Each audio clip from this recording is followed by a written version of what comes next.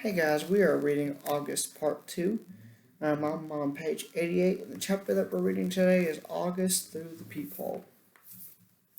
His eyes are about an inch below where they should be on his face, almost a halfway down his cheeks.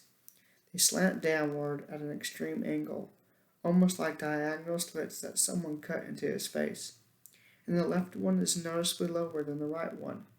They bulge outward because his eye cavities are too shallow to accommodate them. The top eyelids are always halfway closed, like he's on the verge of sleeping.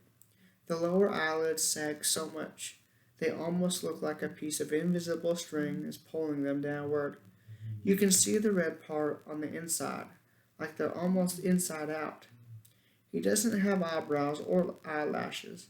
His nose is disproportionately big for his face and kind of fleshy. His head is pinched in on the sides where the ears should be, like someone used giant pliers and crushed the middle part of his face. He doesn't have cheekbones. There are deep creases running down both sides of his nose to his mouth, which gives him a waxy appearance. Sometimes people assume that he'd been burned in a fire. His features look like they've been melted, like the drippings on the side of a candle. Several surgeries to correct his lip have left a few scars around his mouth, the most noticeable one being a jagged gash running from the middle of his upper lip to his nose. His upper teeth are small and splay out. He has a severe overbite and an extremely undersized jawbone. He has a very small chin.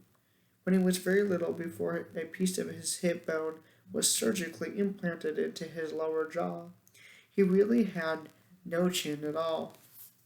His tongue would just hang out of his mouth with nothing underneath to block it. Thankfully, it's better now. He can eat, at least. When he was younger, he had a feeding tube, and he can talk, and he's learned to keep his tongue inside his mouth, though that took him several years to master. Lost my spot.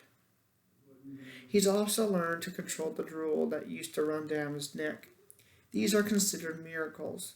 When he was a baby, the doctors didn't think he'd be alive. He can hear, too.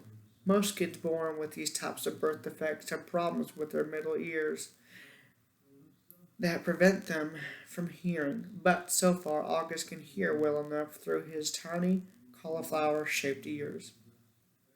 The doctors think that eventually he'll need to wear hearing aids, though August hates the thought of this. He thinks the hearing aids will get noticed too much.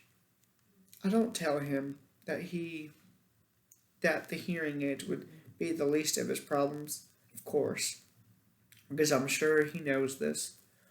Then again, I'm not really sure what August knows or doesn't know, what he understands and doesn't understand. Does August see how other people see him, or has he gotten so good at pretending not to see that it doesn't bother him, or does it bother him? When he looks in the mirror, does he see the Augie mom and dad see, or does he see the Augie everyone else sees?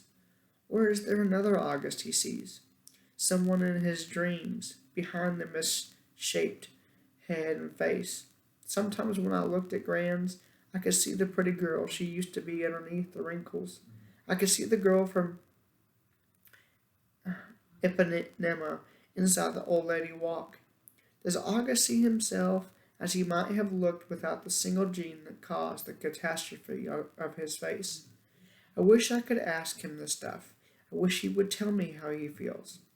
He used to be easier to read before the surgeries. You knew that when his eyes squinted, he was happy. When his mouth went straight, he was being mischievous. When his cheeks trembled, he was about to cry. He looks better now, no doubt about that, but the signs we used to gauge his moods are all gone. There are new ones, of course. Mom and Dad can read every single one, but I'm having trouble keeping up. And there's a part of me that doesn't want to keep trying. Why can't he just say what he's feeling like everyone else? He doesn't have a trach tube in his mouth anymore that keeps him from talking. His jaw's not wired shut. He's 10 years old. He can use his words. But we circle around him like he's still the baby he used to be. We change plans, go to plan B, interrupt conversations, go back on promises depending on his moods, his whims, his needs. That was fine when he was little, but he needs to grow up now. We need to let him, help him, make him grow up. Here's what I think. We've all spent so much time trying to make August think he's normal that he actually thinks he is normal. And the problem is, he's not. And that wraps up page 90.